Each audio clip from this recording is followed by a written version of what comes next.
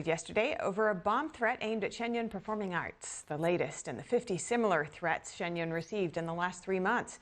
The classical Chinese dance company is now responding and reveals what's behind it. Let's tune in. You'll call from the consulate this year. We get them every year.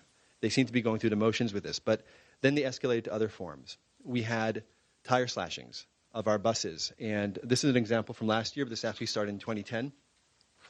If you look at this cut, it doesn't look like much. It's a circular cut. But if you actually open it up, you see it's several inches deep, and it's cut in such a way that the tire would not deflate immediately, but would explode at high speeds on a highway. This happened to us when our buses were traveling from Montreal to Ottawa. It happened to us 2 nights later on a trip from Memphis to Little Rock. I personally inspected our truck and found a similar cut in Little Rock the next day, and this happened again in Costa Mesa just earlier this tour. We've had tampering with our trucks, with our gas tanks. There was a police chase involving a pickup truck that tried tampering with our vehicles in Fort Worth. And this went on and on for a few years. And we now have 24-hour security around our vehicles. But still, every once in a while, these things will happen. This happened actually at a garage in Costa Mesa when it wasn't under our supervision. When that seemed to not work, the newest tactic that we saw, would be around 2014, 2015, was the 50-cent commenters. People who they're paid 50 cents, supposedly, mao in Chinese, to comment on forums, on social media, and post reviews. So on stage in Shen Yun, when we have the curtain call at the end of the show, I can see the entire audience. People are standing, they're applauding, they're having a good time. I'm talking to them afterwards in the lobby. I've had family and friends come to see the show. People I don't know have spoken to me afterwards. People love the show. Okay, it's not 100%, right? But there's a vast, vast majority of the audience love the show. And yet, if you go on reviews, you see online all these reviews, and many of them are copy-pasted. This is the work of the 50-cent army. They also will post on social media and respond to things. Later, we discovered that there was a vast network, we don't know how big at this point, of Chinese spies. And actually, just last year, the Department of Justice imprisoned 2 Chinese operatives, John Chen and Lin Feng, who were working for the PRC. They were caught by the FBI. Their operations involved trying to revoke Shen Yun's nonprofit status organization status. We're based in New York, right? And so they were trying to revoke that. And the way that they were caught is they bribed an undercover FBI agent. They tried bribing an FBI agent who was posing as IRS official. And they were trying to have this whistleblower claim to remove our nonprofit status. This is all in the DOJ website. You can see that. And so they were arrested and, in my opinion, got a fairly small sentence. So I'm guessing that they're revealing some information about other people as well. And you're familiar, I'm sure, with the Homeland Security statement from a few days ago about all these transnational repression Chinese cases of all these agents. So we've seen that as well in our case. And some of the things that they're trying to do is start these lawsuits. It's a form of lawfare against us. And we've seen that at our headquarters in terms of trying to start lawsuits on environmental grounds that have been dismissed, and they've been dismissed with prejudice, which means that they cannot be filed again because they're so frivolous. So this has then continued on, and then the death threats started towards the end of last year's tour. Our tour, and I'll get into this a little bit in a moment, is from late December, around Christmas, until early May. And so around March of last year, we started getting these death threats. We previously had seen threats to individuals. Our performers, family members, most of our performers are Chinese. They might be from all over the world, but we do have people from mainland China with family in China still. And their family members have been harassed. They've been imprisoned in some cases. And this is a constant issue for our members, that they actually have to be worried about their family in China. My first MC partner was from Beijing. And the National Security Bureau would visit her family in Beijing every single weekend, telling them, we know what your daughter is doing, get her to stop it. We had an erhu player. This is a musician soloist. When she was performing with us, her husband was jailed for 3 years and tortured. So this is a reality for a lot of our performers. Basically, all the Chinese performers, all the performers in China are blacklisted in China. I'm blacklisted in Hong Kong for sure, and in China as well, I would assume. So, but the threats to the theaters was a new tactic. And it was clearly an attempt to scare people, to not see the show, to try to get cancellations. Not a single show has been canceled. And I want to emphasize that there's never, ever been any actual bomb, weapon, trace of anything. We don't know how many people are sending these emails. Some of them are being sent with the same email address. It may be one person. They're using VPNs. Nobody can seem to find them at this point. But they're sending often identical messages to different places. So yesterday, for example, at the same time that the Kennedy Center got its email, so did the Miller High Life Theater in Milwaukee at exactly the same time. So it was 9:32 a.m. Milwaukee time. And the threat here, the call to the police, I understand, was 10:44 a.m. The email was likely sent right at the same time, maybe 50 minutes to see it. Also at our headquarters, yesterday at the same time, we received an email as well. So this is a coordinated effort. Alongside that, what we've also learned through documents that have been leaked out of China from people associated with the Ministry of State Security is that there's a new campaign to target Shen Yun and Falun Gong more broadly in the United States. And they speak of several tactics. And the bottom line of what they're trying to achieve is create a conflict between Shen Yun and the Falun Gong community, American citizens, and the American government. And they're trying to do this through lawfare, through weaponizing social media, including 2 Chinese YouTubers who have been identified by name in these documents as assets for the Chinese Communist Party, one of whom is in the United States. And to eventually get that into mainstream media in order to demonize Falun Gong and Shen Yun with the same party lines that we've seen in China the entire time. So that's overall what's been happening. There are a lot more details. We had 7 sold-out shows in Hong Kong that were canceled last minute. We were locked out of a theater in Moldova and one in Seoul. And these are all experiences that I had that I can talk about if you're interested later. But there is a lot to this story. So if you'll indulge me for a second, I think the question for a lot of people is going to be, why is the CCP doing this, right? We can prove a lot of this.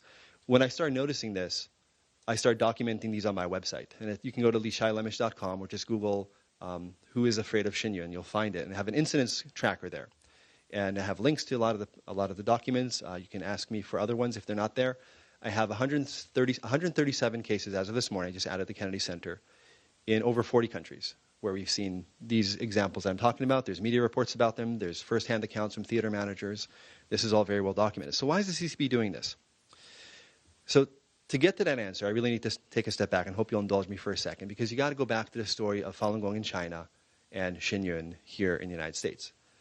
So Falun Gong came out at the end of the Qigong boom, which was in the 70s and 80s in China. That's the time in China after the Cultural Revolution, where you have 100 million people or so practicing Tai Chi type exercises in parks, the brimming at dawn with these slow movement exercises all over China.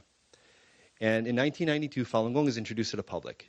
It had actually been around for many, many generations before that. There's a whole tradition in China, this is part of how I got into all this, because I was really interested in this, of these kind of spiritual practices, meditation practices that are passed down from one master to one disciple for many generations. And Falun Gong was part of that tradition.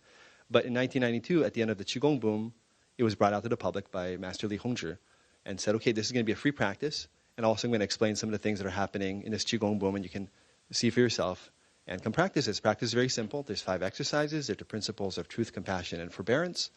And it's free. And it grew very quickly in China to the point that by 1999, the Chinese government estimated there were 70 to 100 million people practicing Falun Gong in China alone. Now, at this point, and there's a lot more details to it, because at this point, the Chinese government had actually issued documents and positive media reports saying how beneficial Falun Gong was to society. People were getting healthy. They were being better husbands and wives and employees and working harder. And this was great. And this was a great opportunity for the Chinese government to say, what a wonderful thing, a very Chinese thing we can bring out to the world. This is in the aftermath of the Tiananmen massacre and everything. Here's something very positive in Chinese. Let's share this with the world. And instead, the Communist Party leader at the time, Jiang Zemin, said, no, we have to crush Falun Gong. There are 66 million members of the Communist Party. There's more people practicing Falun Gong than the Communist Party. We cannot have this. And he said, and all of this is publicly available, if the Communist Party cannot crush Falun Gong, it will be the biggest embarrassment to the Communist Party and to Marxism. And he pitted Falun Gong against the Communist Party and said it would be crushed in 3 months. You in D.C. have seen our parades every year. It's been 25 years. It's not crushed. We have constant information coming out of China about what's happening there. We can get into that too. So in the United States and around the world at this time, Falun Gong practitioners really being caught flat-footed.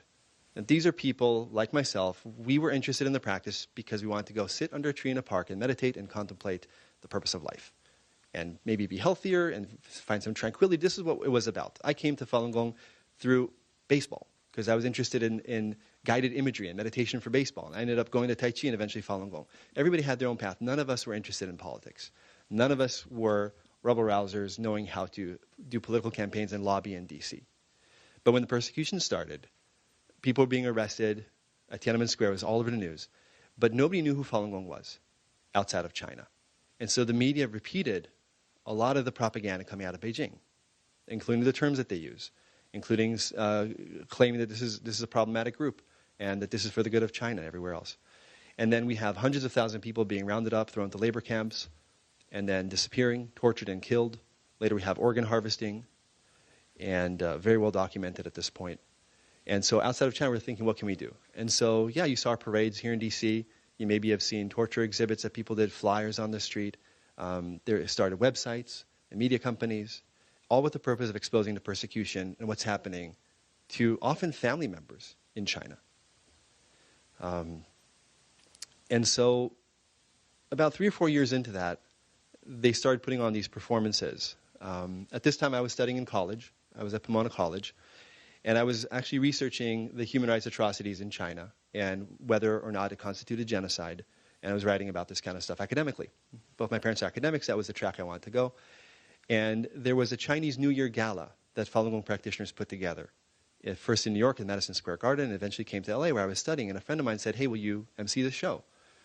And at first I said no. I said, what are you talking about? People are being killed in China. I don't want to song and dance. What are you talking about? No.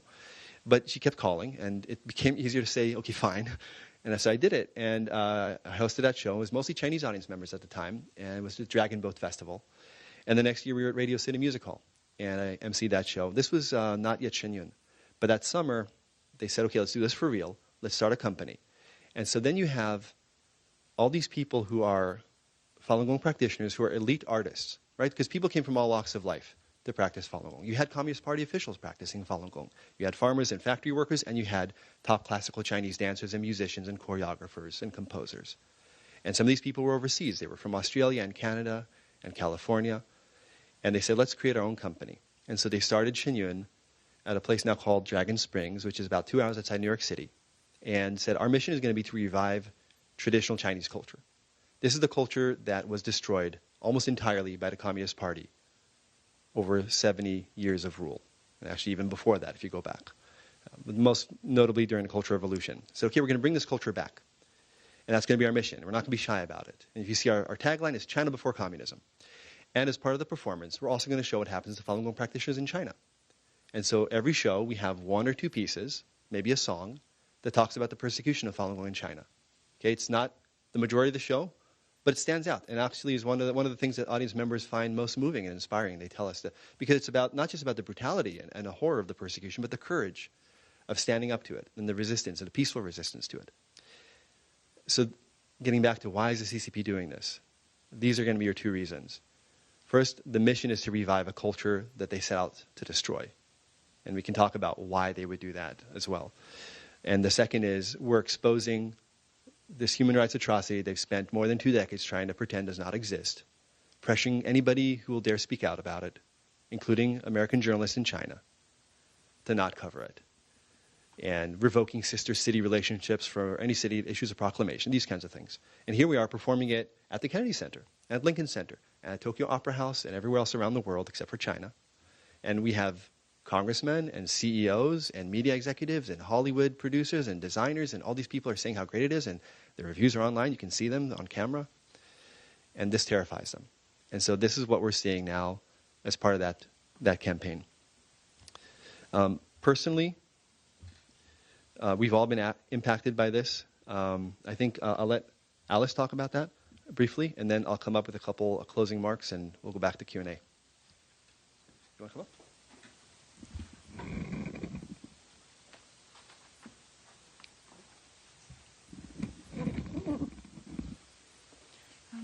Hello, everyone.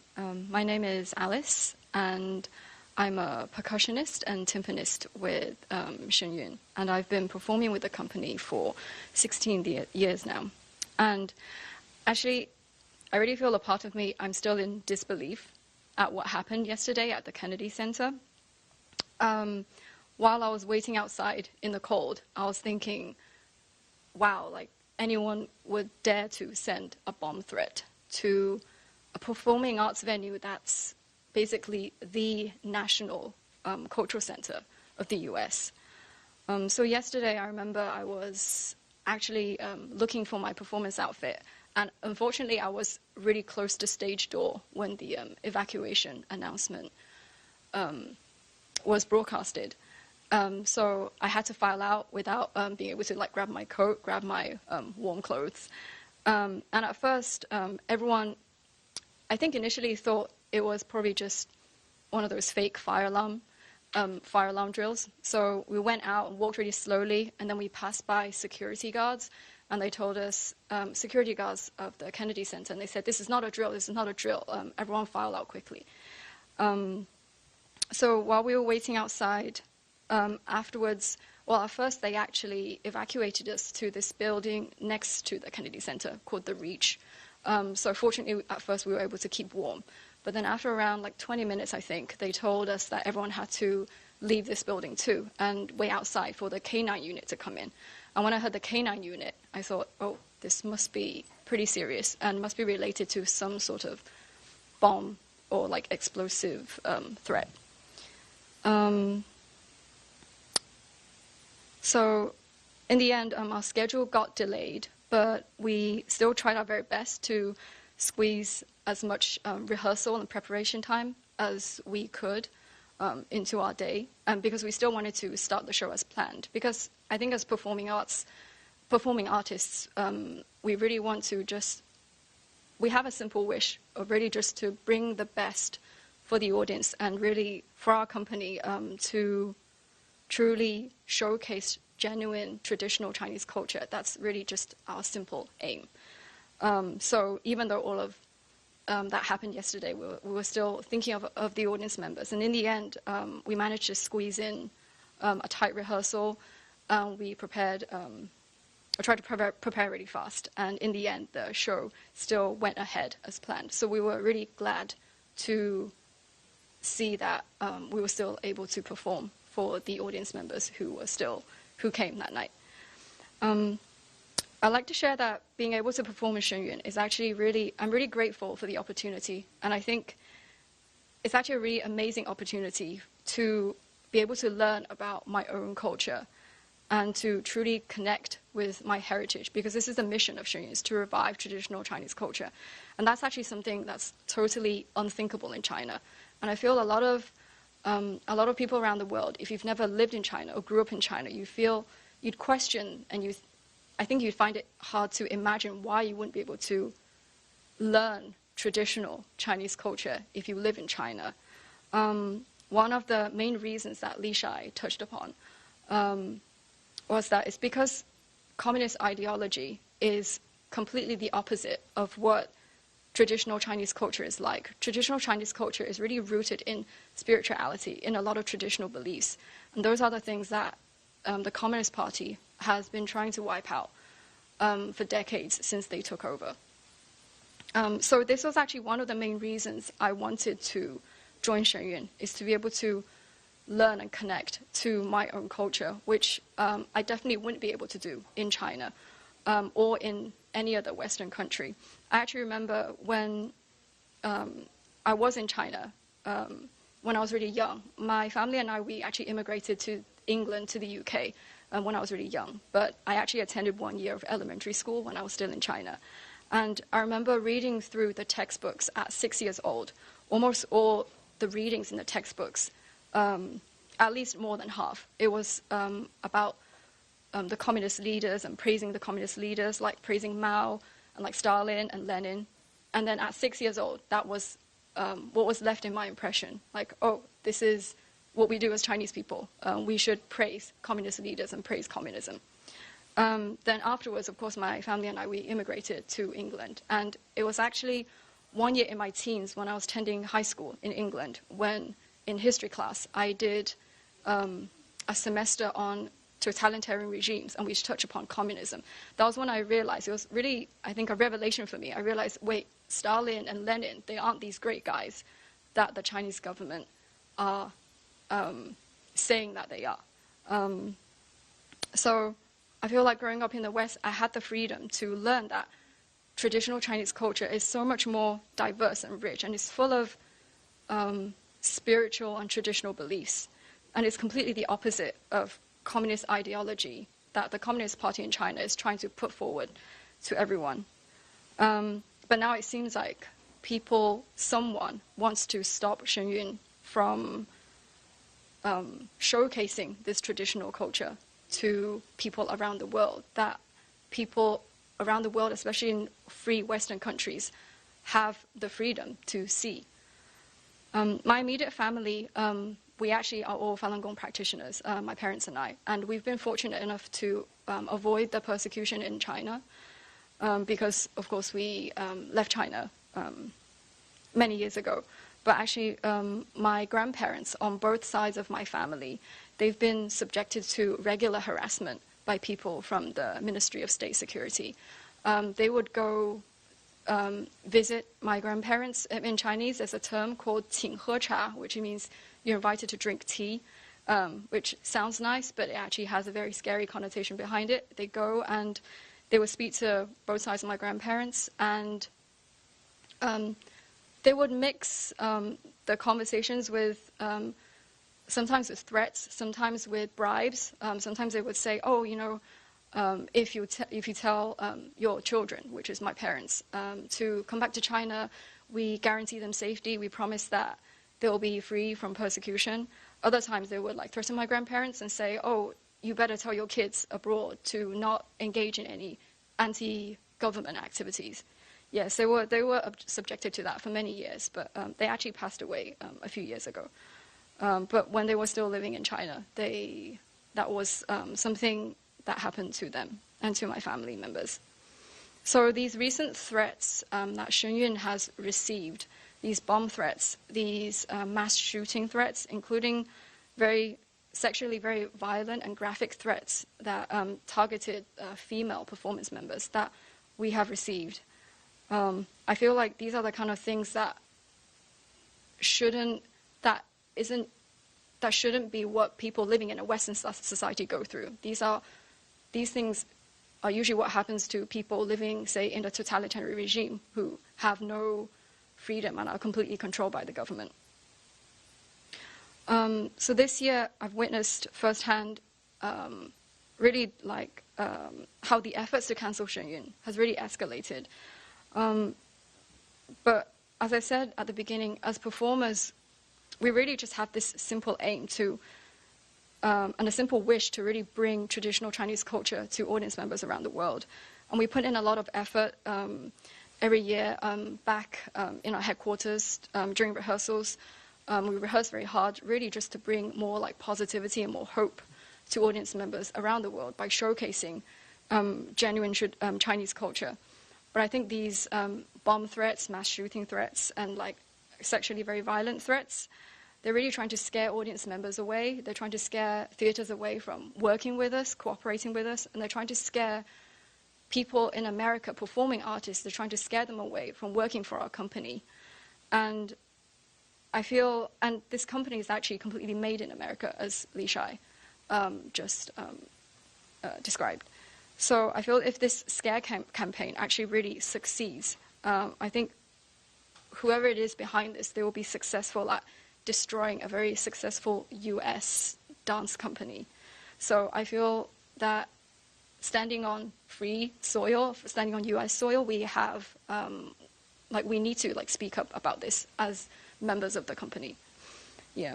So over the years, many people actually, because I've toured with the company for 16 years, I'm always actually very happy when I see people when we're on tour approaching us, asking us about Shen Yun, and they want to know, oh, what kind of performing arts are you? How many shows are you performing? You're performing here. Usually, I'm very glad to see people approach us, and I'm very happy to answer their questions. But this year, I did sense that, say, when we're traveling or when I'm at the hotel, when people were looking at us, or especially when, I remember a few times when I was in the elevator and all of our backpacks and suitcases, they have the Shen Yun logo on them. And a few times remember in the elevator when someone was looking at it, I actually did feel a little bit anxious and maybe a little bit frightened too, because I don't know what the purpose of them like looking at us or like maybe coming up to approach us to ask us questions is. And I feel like in America, we shouldn't be living in that kind of fear that someone might be looking at us or approaching us because they want to threaten or harass us. Fortunately, that hasn't happened yet. All the people that have approached me, at least this year, they've been very glad to very glad to hear that we're a performing arts company based in New York and we perform traditional Chinese dance. Or that I've actually had quite a lot of people come up to me and say that they've seen our shows and that we're amazing and that we should keep going. Yeah, so that's my experience. Thank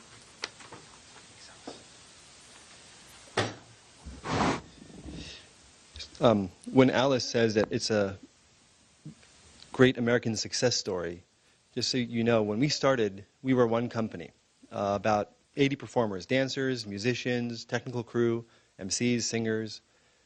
The next year we had 2 companies like that that toured around the world at the same time, then 3.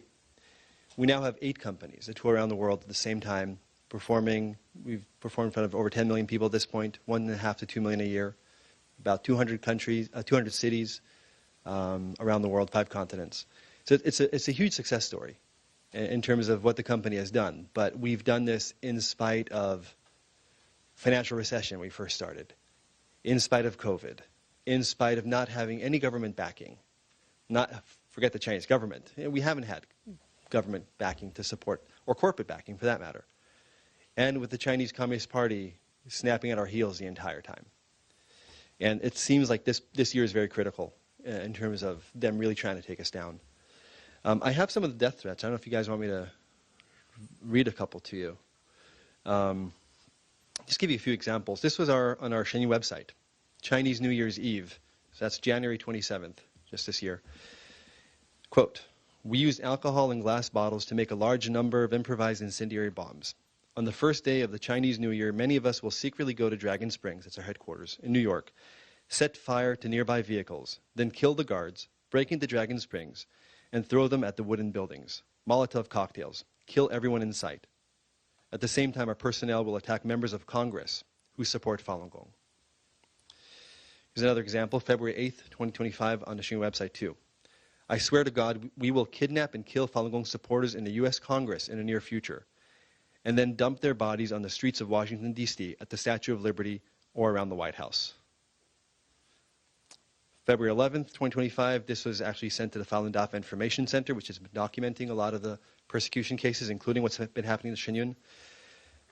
"Politicians and congressmen from all countries who support Falun Gong will become targets of attack, and even shooting Trump and driving a vehicle loaded with explosives into the White House are not ruled out." February 27th, 2025, on the Shen Yun website, this was an email simultaneously sent to Shen Yun headquarters, to Faith Yen schools, and several other organizations. This is in Chinese. I'll translate it. We have the translation here. "Children of American Falun Gong members under the age of 10 will be kidnapped, taken to high-rise buildings in the United States, and pushed down from the top." This is particularly hard for me to read because I have 2 young daughters at home.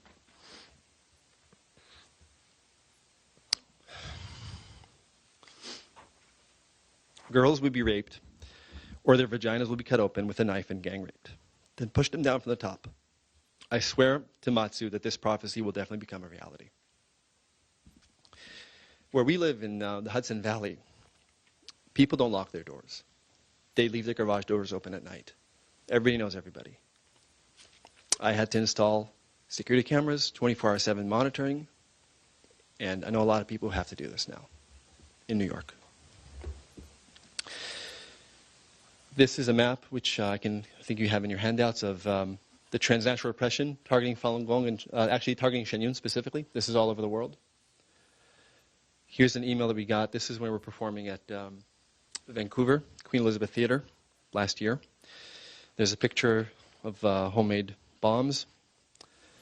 We randomly placed a lot of bombs in the theater. If you don't want us to detonate the bombs, please refuse Shen Yun Performing Arts to perform here immediately and expel the relevant personnel to leave. If the show starts successfully, we will directly detonate these bombs. This was provided by the theater after they cleared it with police, March 23rd, 2024.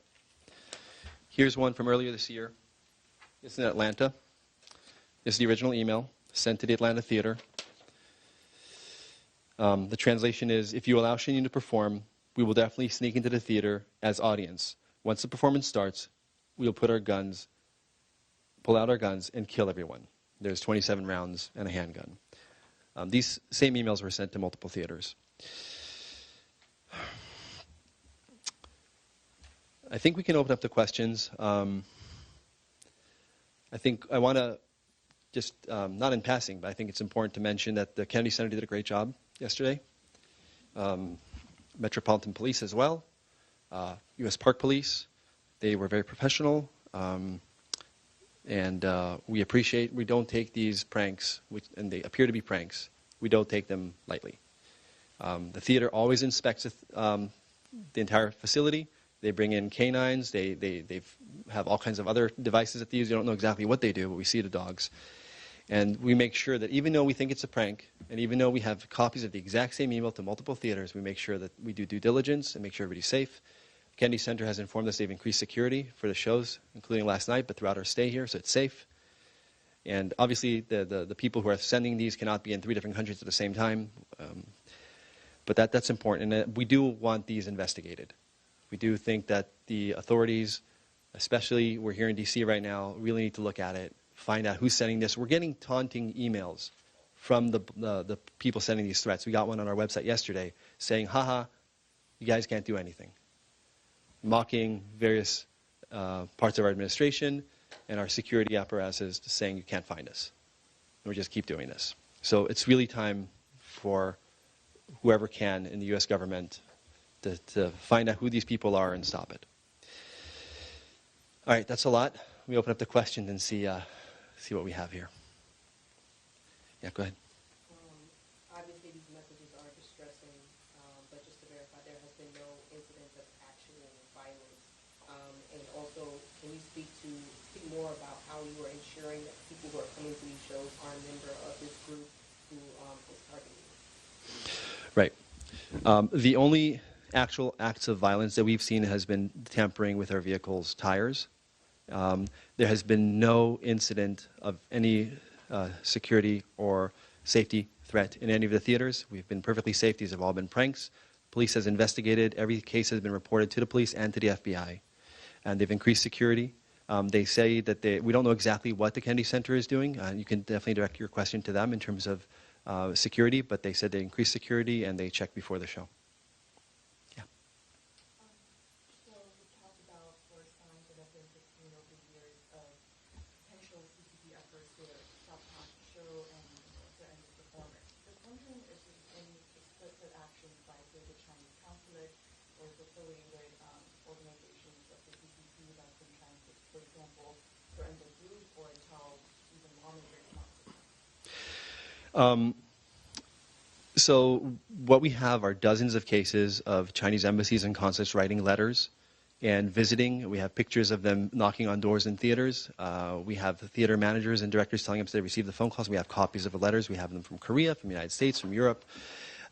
We have a copy of a letter that the Chinese, the PRC representatives of the United Nations circulated in the United Nations about Shen Yun to try to make sure that to try to cancel Shen Yun shows around the world. So that's the level of evidence that we have in terms of what they've done. And we know about the operatives that have been arrested, John Chen in particular, and sentenced, and that's on the DOJ website.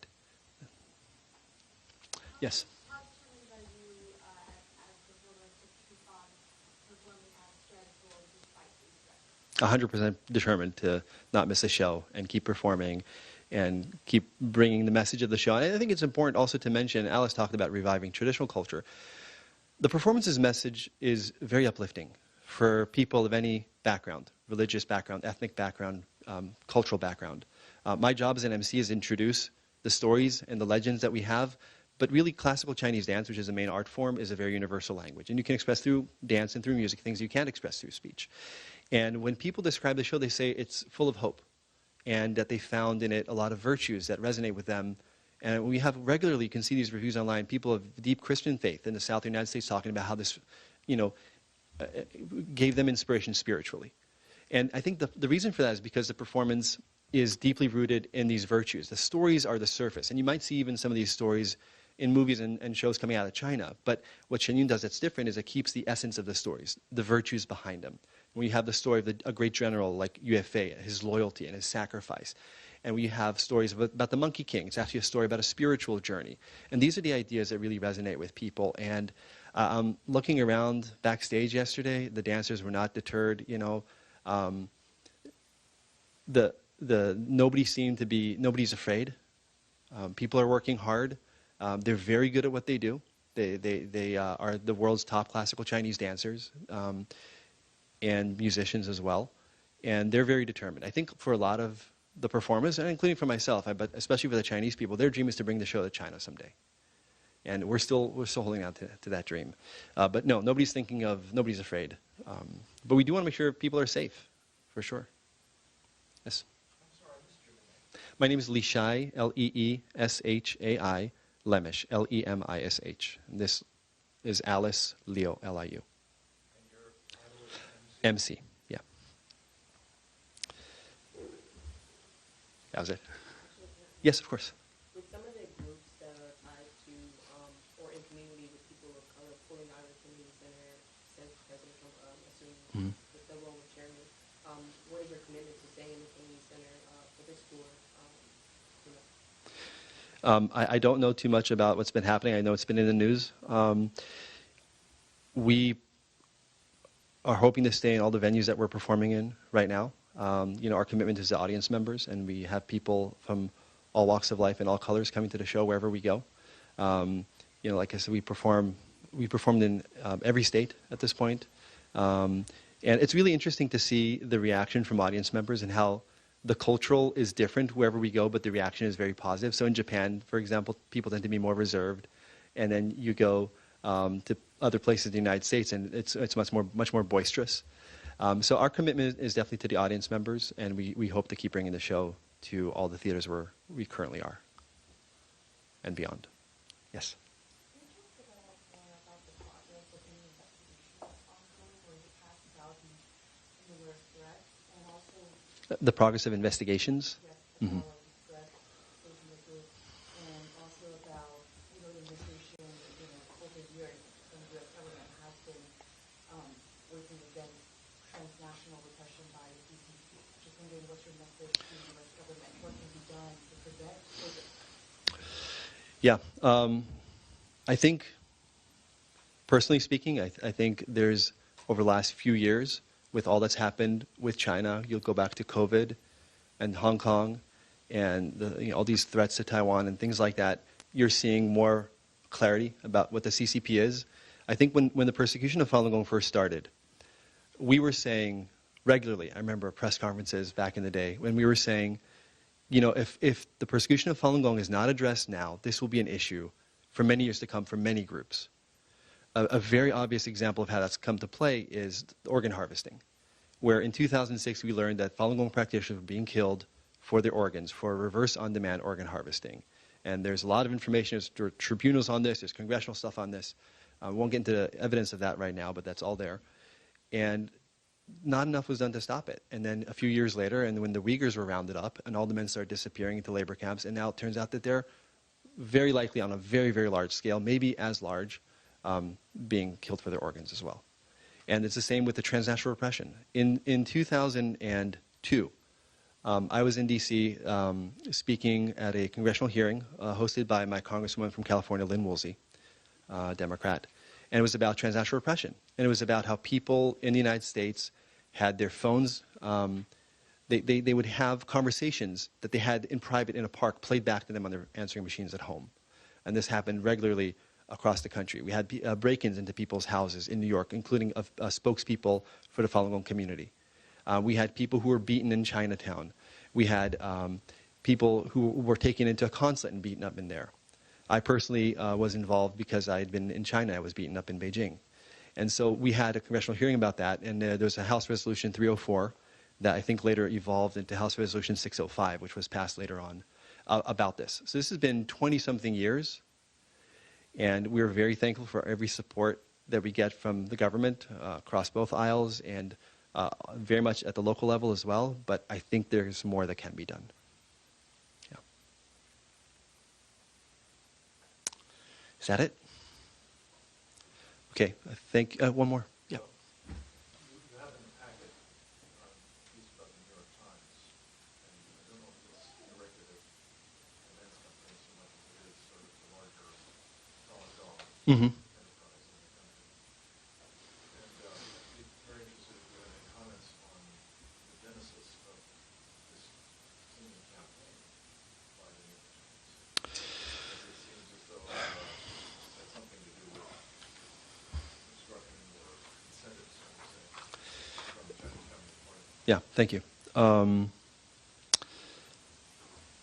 This is a graph we made of the number of death threats we received targeting Shen Yun and Falun Gong by month, starting from March of last year to February 25th. 6 in March, 0 in April, 7 in May, that's the end of our performance tour, 0 in June, 2 in July, 1 in August, 2 in September, 1 October, and then when tour started, 9 in December, 15 in January, 22 in February. What has changed during that time? The New York Times is running these articles attacking Shen Yun. There's definitely a correlation between these articles coming out and the death threats. In fact, we received a death threat on our website. Let's see if I can pull that up here real quick. Right after the New York Times article came out, and we had a press statement on the Shen Yun website clarifying our position on the claims and how they were not representative of the experience in Shen Yun and what our company does and believes in. And the message we received was, please immediately stop slandering, spreading rumors, and groundless accusations against the New York Times. Delete all negative articles, that is our press statement, about the New York Times, and publicly apologize to the New York Times. If these articles are not deleted within a month, the slanderous attacks are not stopped, and the New York Times receives an apology, then Shen Yun Performing Arts will have inexplicable accidents are likely to happen to Shen Yun, to Fei Tian Academy staff, that's the school where a lot of the dancers are trained, and students' families. Their residences may catch fire for no apparent reason, or they may be attacked by New York gang members. We hope you will take responsibility for them and their families too. So from where we're sitting, it's all a part of one big effort to silence Shen Yun. Be it the YouTubers that they're supporting, be it the death threats that we're receiving, the constant pressure on the theaters, and the articles in the New York Times and that are being parroted in other media as well. Thank you. Yes? With all the challenges that you have outlined that the group has faced over the years, it does seem odd that the New York Times would try to portray Shen Yun in such a negative light. Why do you think this is happening? And in essence, do you feel as though this may be putting their lives in danger? I can speak for myself. As somebody who's followed us for a while, I went to school at Pomona College in California, and the editor-in-chief of the New York Times at the time, Bill Keller, was an alumni. And he showed up at Pomona College to give a speech around 2004. And at the time, I already noticed a pattern, which was, and I made a graph about this, which you can find online, the more people were killed from persecution of Falun Gong in China, the less there were media articles about it in the West. And this was across multiple outlets, but the New York Times was very, very obvious and prominent among them. And I handed this to him. And several months later, they actually had a really good article about torture of Falun Gong practitioners in detention in China. And to my knowledge, that article in 2005 was the last article like that from the New York Times. The New York Times has a history of burying human rights atrocities. There's a book called Buried by the Times about how the New York Times buried the Holocaust in the back pages. There's the movie Mr. Jones about the Ukrainian genocide. And there's 25 years of not covering the persecution of Falun Gong in China or the bomb threat at the Kennedy Center yesterday, for example. I think that's my perspective on that. Have you seen these tactics maybe used by the CCP against other organizations? Yes, absolutely. So this is a pattern. It's absolutely part of a pattern. It's a good question. These are all good questions, but that's a particularly good question. Yeah, I know that, for example, the Dalai Lama, when he was traveling a lot more before, often his speeches would get canceled, and there'd be pressure. And some of these are, I think, Copenhagen, I think, was one of them, but there were quite a few of those. Film festivals would be forced to retract movies. Book festivals, I think there was the Frankfurt, I think was a big one a few years ago. Of course, we've seen this in Hollywood. We've seen this in the NBA. It's very much part of a pattern. The CCP talks about the 5 poisons. Falun Gong is one of the 5 major topics that you cannot touch. And so we get the brunt of this. We definitely bear it. And we've seen this throughout, but other groups definitely. Anybody who says something that the CCP does not like, and they don't care if you're a U.S. citizen or where you are, and they will come after you for sure. Yeah. And I think the Homeland Security released a document a few days ago with dozens of cases of Chinese nationals and part of the United Front operatives and spies and all these different things. We've seen, of course, a lot in government offices, more of these cases coming out lately. So it's definitely a wide network, and of course this reaches into military and other operations as well. But on the human rights front, for sure. And I think you will find that there are a lot of people in the Chinese dissident community who have suffered this for many years, who are very much supporting what we're doing now and have spoken out against what is happening with the CCP's their attempt to weaponize social media and Western media, and of course the death threats as well. And a lot of them have come out lately speaking about this as well, because they've seen it too. Yeah. Yes, sir. Can you say a bit more about the organ harvesting facet of the Falun Gong? It seems all the more incredible that this is not a feature of any reporting that's being done on the group here. Yeah, often when it's featured in a way that's rather dismissive, when in fact we have multiple reports, congressional hearings. There was a tribunal about this in London with experts. I will say that there was a journalist with the New York Times, Didi Talto, I think is her name, Didi Tatlow, who was looking into the whole issue of organ transplant in China, and she was a correspondent for the New York Times in China who wanted to write about the claims of organ harvesting from Falun Gong practitioners, and the New York Times killed the story. Her editors would not let her investigate it or write about it. So that's definitely a case. Personally speaking, I actually was working with a researcher named Ethan Gutman who wrote a book called The Slaughter, which gets into a lot of this. And because, we tour for a few months, and then I was actually between tours, and I had met him before in Taiwan doing something else. And he said, hey, I want to write this book about the persecution of Falun Gong. He did not believe in organ harvesting.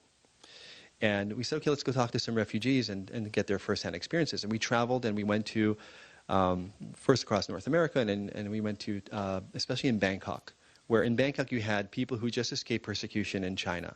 And they fled through Southeast Asia and got to Bangkok, where they were waiting for the UN to maybe place them somewhere. And we talked to these people, and it was interesting because they wanted to tell us about why they practice Falun Gong and how bad the CCP is. And we said, okay, that's great. Did you get a blood test in jail? I said, blood test? What are you talking about? I was being beaten up every day. Yeah, but I got a blood test. Okay, how about a urine sample? Yeah, urine sample. How about your corneas? Oh, yeah, absolutely. What about the other prisoners? No, just Falun Gong. And so these people were being tortured and abused left and right, but they were very much interested in the health of their organs. And we found one person after another like that. And that became the foundation for the book that he wrote later called The Slaughter that I mentioned. And David Kilgore and David Mattis in Canada wrote a big report called Bloody Harvest about this, and movies about it. A lot of it's been very well documented. We don't know how many people. I've heard 200,000. I've heard more. I've heard less. We don't know. There's no way to know right now. But I think if you go on the Falun Dafa Information Web Center, Falun Dafa Information Center, faluninfo.net, they have a lot of information there as well. And they could also give you more details that's a bit more up to date. What's the website? Falun Info, that's FALUNINFO.net, Falun Dafa Information Center. They have a whole section on organ harvesting, and they have experts you can talk to. And is it the case that in China they are offering 2 week turnaround? So, yeah, So if you get into the research about this, I gave you one aspect of it, which was us talking to refugees. But one of the things that people were doing is they were posing as organ transplant brokers. And actually, in my work with Ethan, I interviewed one of these people in Israel, who he was an organ transplant broker. He got 13 people from Israel to go to China and get a heart transplant. The reason we knew about him was because the Israeli government went after him for tax fraud, tax evasion. So I found him, he told me his story, and I spoke to one of his patients as well. They didn't know, but they were told, yeah, if you go to China, you can get organs, within a few days. What we learned that they do is they do reverse on-demand tissue type and blood sample matching. And they go to the prisoners and they find who's available, who matches, and then they say they're executed prisoners, but they don't tell you these are prisoners of conscience and they're killed on demand for the organs. Yeah.